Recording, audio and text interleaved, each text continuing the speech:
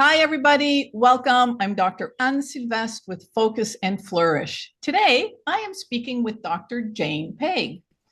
Jane is a board certified veterinary dentist. She graduated from the Ontario Veterinary College in 2012, spent 5 years in mixed and emergency veterinary practice before going to Colorado State University to become a specialist in veterinary dentistry. Today, Jane is at the VCA Canada 404 Emergency Hospital. Welcome. I'm so glad to be speaking with you. Thank you for having me. It's my pleasure.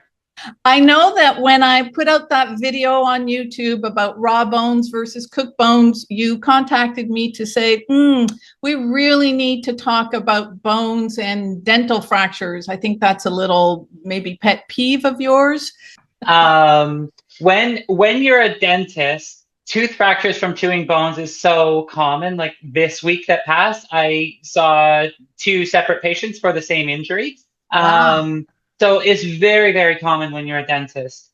Interesting. So if you're seeing a couple of these a week, then yeah, they're occurring pretty commonly. And there's a bunch that aren't coming to see you either. Yes, So this is yes.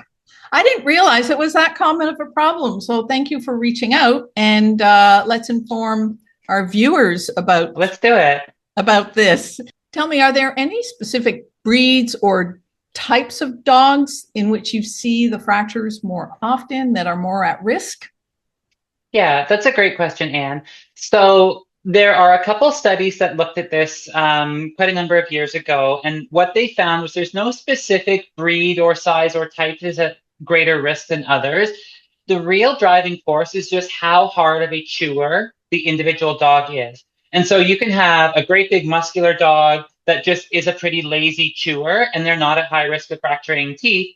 And you can have little terriers that are very, very chew driven that are at high risk just because they are really going to go at those things that are quite hard when they chew on them. What Yeah. I would say is that like tiny and micro breeds are probably at less risk. And I think it could just be that when you get down to a certain size, they can't generate enough force with their jaw muscles to be able to break a tooth. Jane, tell me, do you believe that the types of fractures that you see are associated with a particular type or size of bone?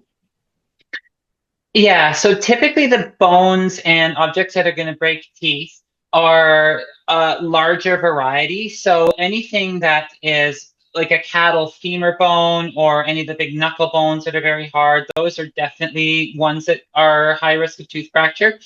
Smaller, softer bones like, pork bones and chicken bones, I would say is much less common for them to be able to fracture a tooth because they are softer than the tooth material. Any other common types of toys or treats that we give our dogs that can also cause tooth fractures that you'd like to tell us about? Yeah, so I would say that bones are my number two tooth breaker, but my number one tooth breaker that everybody should know about is antlers. The deer antlers that you get from the pet store, I would say are the most common tooth breakers. So my rule of thumb for dental chew items is if you cannot make an indent in it with your thumbnail, it's too hard.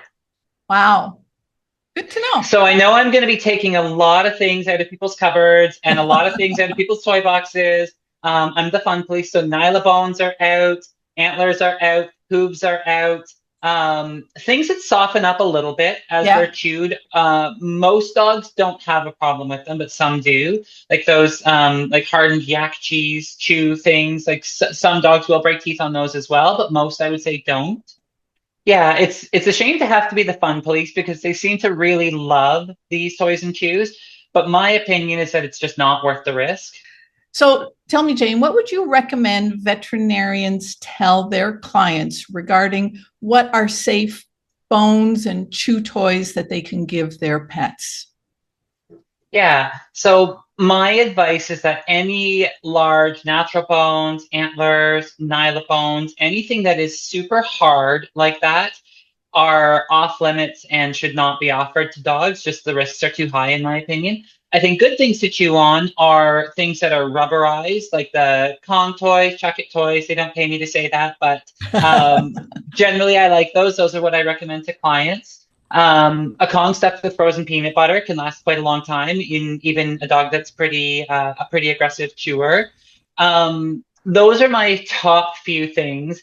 Tennis balls are not great either. They have a wearing effect on teeth. So over time, they will abrade teeth and wear them down. But like rubberized things, and even if it's quite hard rubberized toys, those are generally okay. If they've got a little bit of flex and give, they're generally not going to break teeth.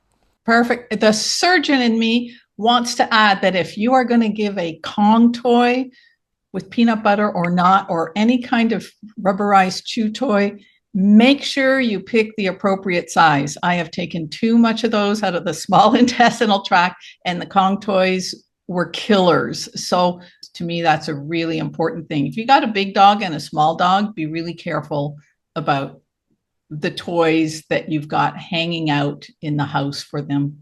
Wonderful. Jane, this has been a wonderful experience. Thank you very much for joining us here on Focus and Flourish, and I hope that we will get to do this again. I hope you found this video helpful. Please hit the like button and subscribe to our channel.